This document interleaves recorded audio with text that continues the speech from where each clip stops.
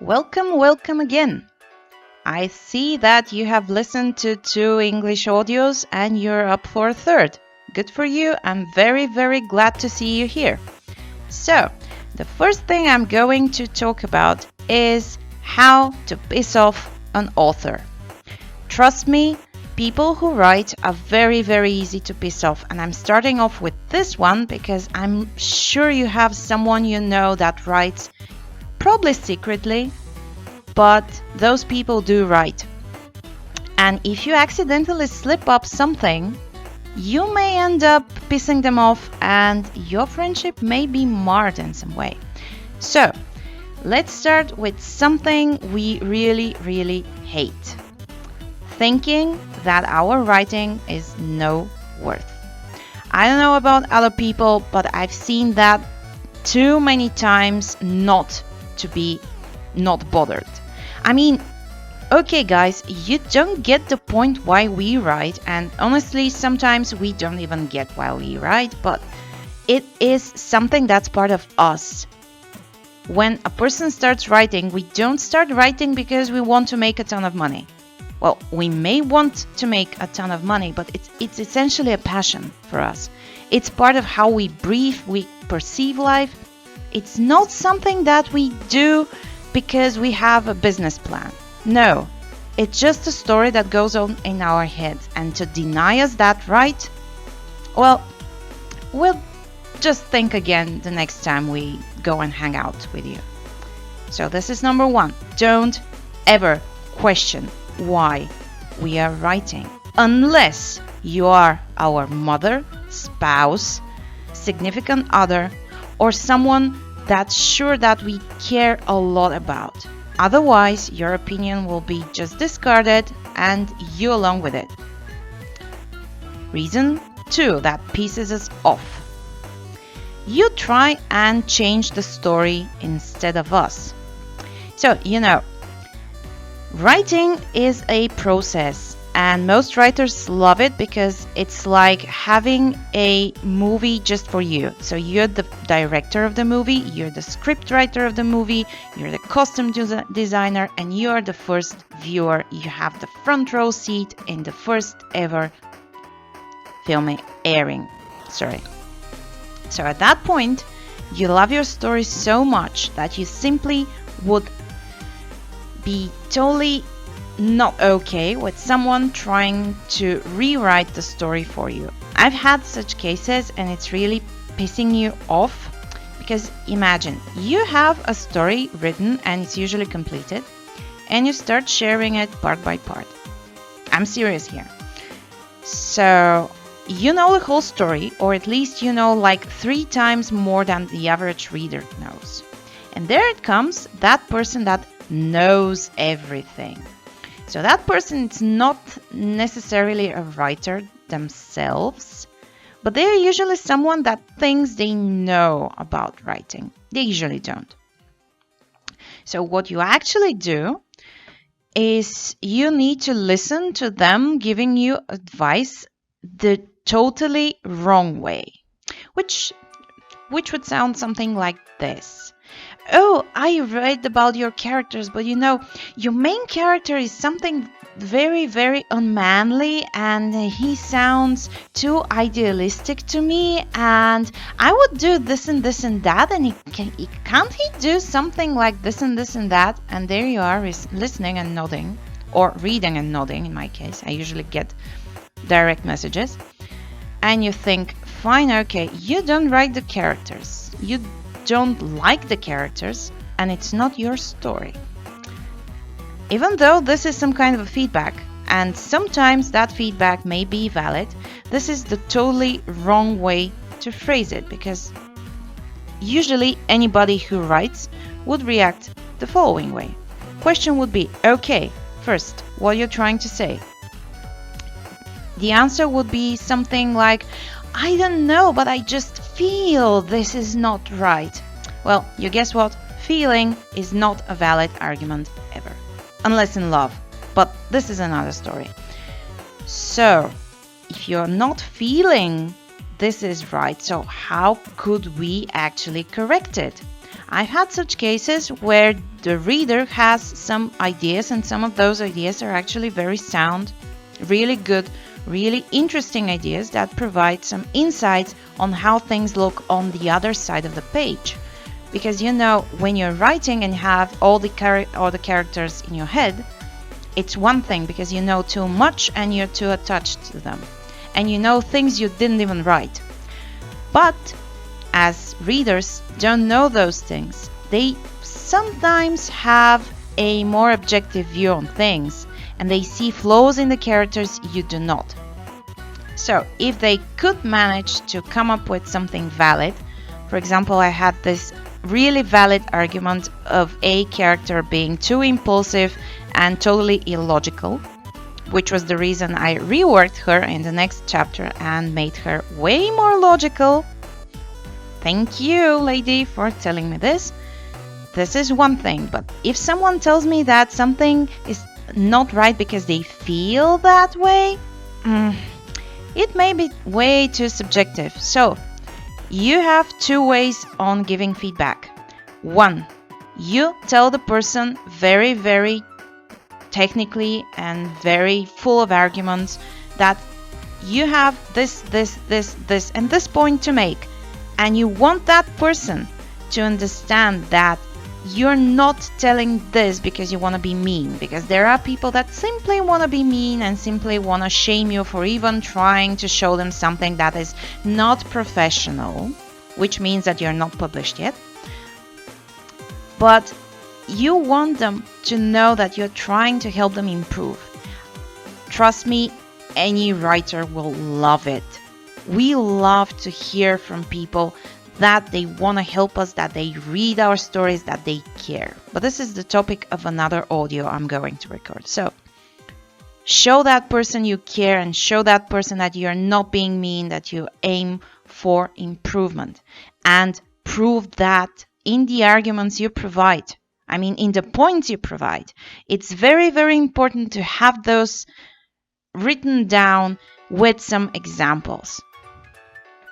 The other thing, if you don't like the characters, before trying to change the character, ask the writer, why is this character this and this and that?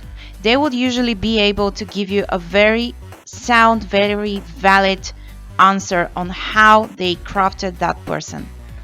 Even if they're not very able to give you that answer, they would at least give you some insights of what comes next, or why that person is behaving in this particular way. Believe me, we have those characters living up somewhere in our heads. We know what's going on in there. So if that character is weird in chapter 4, trust me, there's something coming up in chapter 14. So at least to me, most things have a reason to be there. The other thing, which I totally hate, I don't know about colleagues, but this one really pisses me off. Shaming. So this is usually something that happens in public. The first two usually do not happen in public. They are usually one-to-one. So you either write an email or direct message, or you just speak in somewhere face-to-face. This one is aimed to be public. So it usually happens in writing, in social media, usually not via email, but you have some shared websites or your blog, they will leave a comment. So this is shaming you for not being good enough. There are some cases where this may be valid, and I do not deny that there are colleagues that are not really amazing authors, but let's not forget that usually no one is born a genius. And in writing, the more you write, the better you become.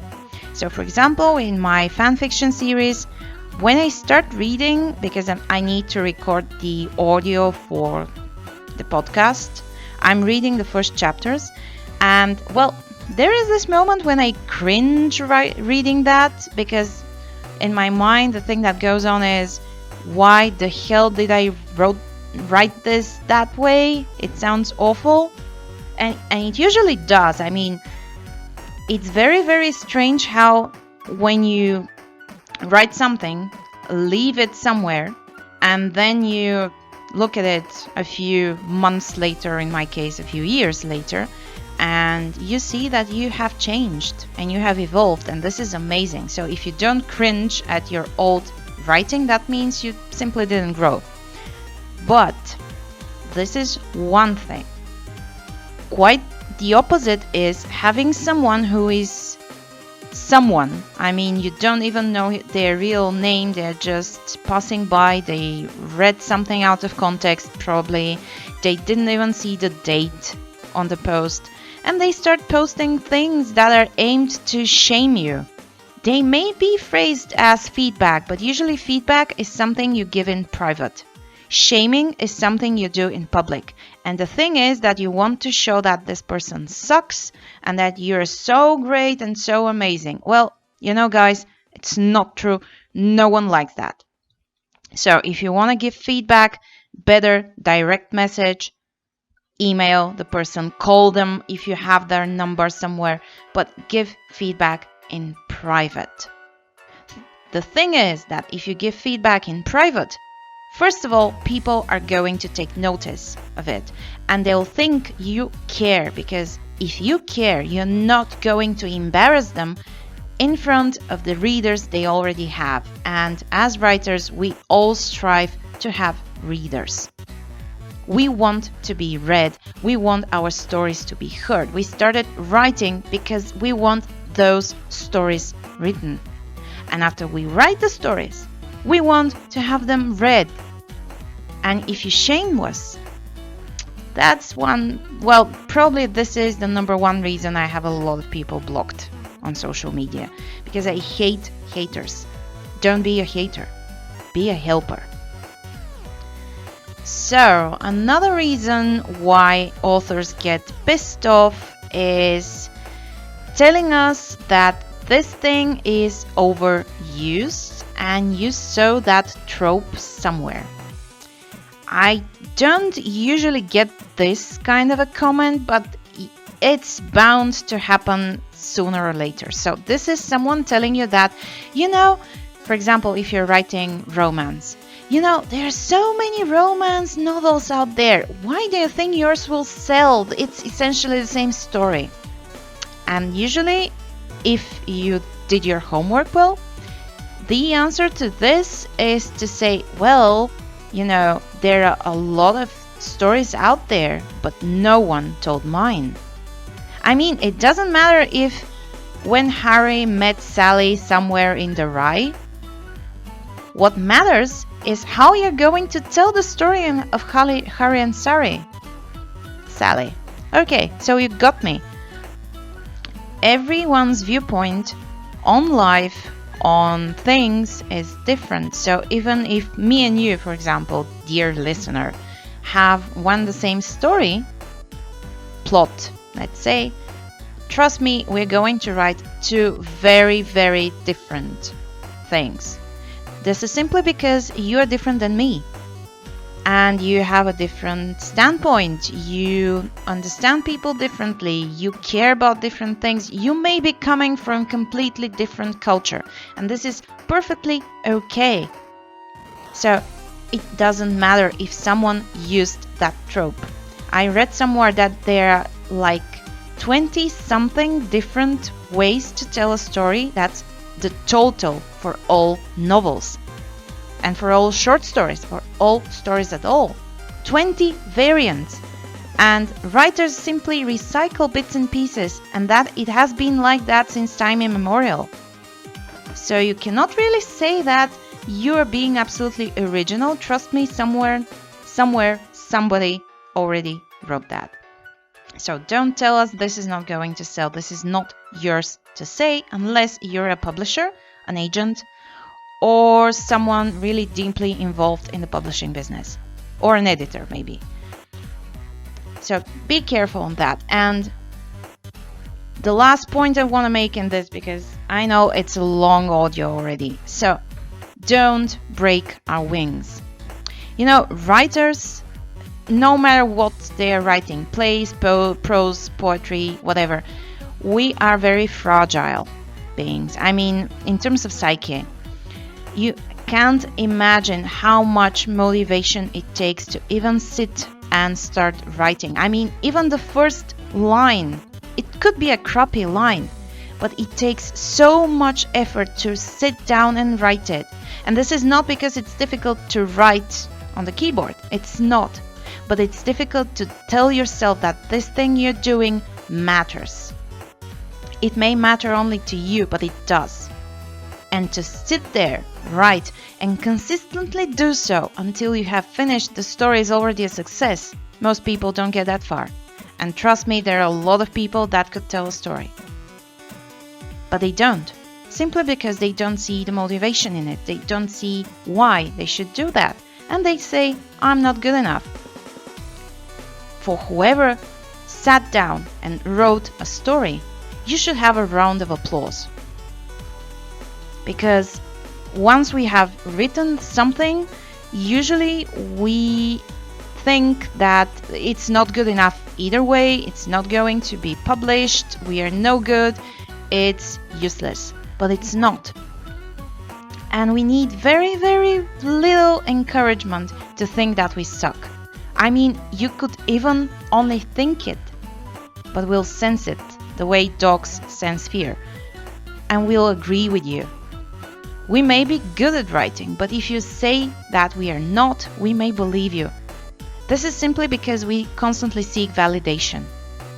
And if you give us negative validation, well, not good. So try to be positive, and if you have something negative to say, try to phrase it as constructive feedback. And if you simply don't care, just tell us that you don't care about the thing we're doing, not about us, and that you still want to be our friend, but you simply don't want to talk about writing. I mean, I have a lot of friends that have no idea about writing. They don't consider it something they would do ever in their lives, but they are still interesting people to talk to. But try to show to us that the way you treat our writing has nothing to do with us as people, because for a writer, writing and personality are one and the same thing. Well, maybe except people that do it for money, but this is quite another matter. So I'll be cutting this, and probably at some point I'll be doing a second part of this audio, but we'll see what happens in a few audios and whatever. If we go to another audio I'll be doing, it will be a very funny one. Wait for it. Bye bye for now.